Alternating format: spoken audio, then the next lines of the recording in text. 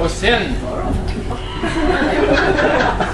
sen lilla syster ordnade till de här peppringarna, vi kallar dem för Ella och Elias.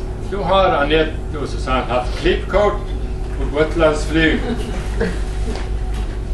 Jag vet inte hur många gånger jag har varit och hälsat på dem och som ni gillar starkt och med alldeles godkännande här sköt om på Västersätt när ni är här på Gotland under de tillfällen ni åker hit och sen tillbaka igen.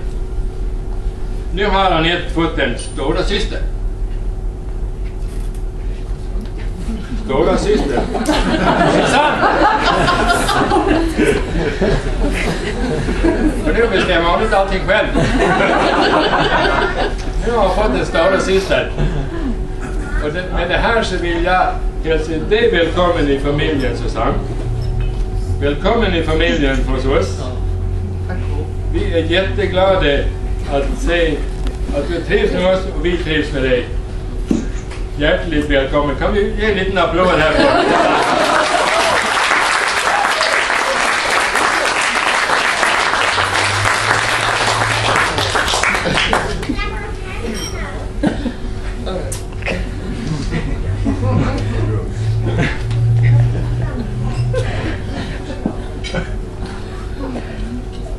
Susanne, hon har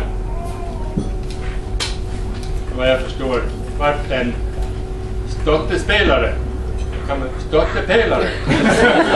Vad ska man säga nu? Fotbollsvm, är det stottespelare eller stottepelare?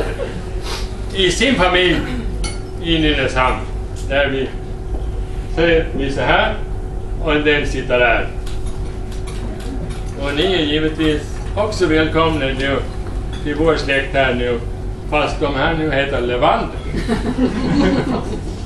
Levander, det är Birgittas flicknamn. Hon heter Levander när jag fiskade upp henne ute. När vi kom tillsammans så hette hon Levander. Men på den tiden var det inte snack om att man skulle byta efternamnet sådär. Hon fick heta Larsson.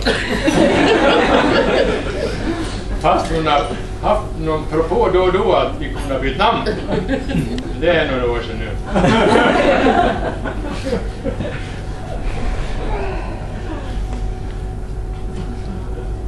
Susanne, hon sköter nu om Östermalmsfruarnas party som de har med helgerna. De går till hennes butik. Ja, hon är ju inte den själv, men hon ser till att Östermalmsfruarna nu kan få det bästa de vill ha till sina partyn här under helgerna. Nu missar de den här helgen, va? Jag vet inte, den Johan också är här. Men han har väl då satt in lite extra resurser så de får lite gårdagens eller sådär. Och tror ni att Susanne även Anette haft ett finger med i spelet till menyn ikväll? Men de har inte bara haft en finger med, de har haft en hand med, tror jag. De har haft en hand med hela menyn ikväll. Och ni som kommer att bli bjudna till deras träffar och lite sådär, ni ska känna er stolta, för ni kommer att få uppleva höjdpunkter i det kulinariska beträffande mat och dryck och sådant. Och jag har bara er att gratulera. För ni kommer att få väldigt trevligt när ni blir bjudna till paret Levander. Jo, jag vill att vi höjer våra glas och vi utbringar ett fyrfaldigt leve på brudparet.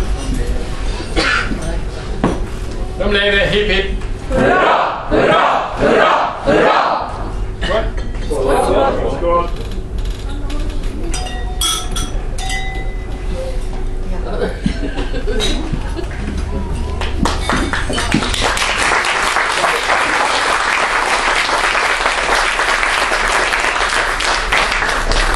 Jag tänker inte sluta med dig. Men jag vill vill gratulera er så hjärtligt.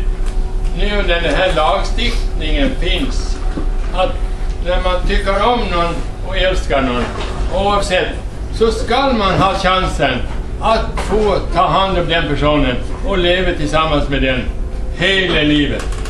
Och det har ni gjort. Jag tycker det är jättestarkt.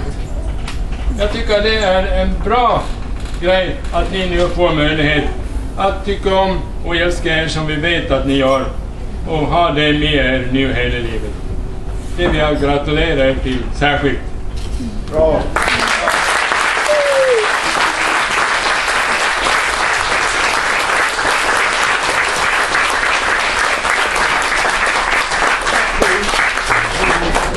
Det kommer från hjärtat. Det kommer från hjärtat.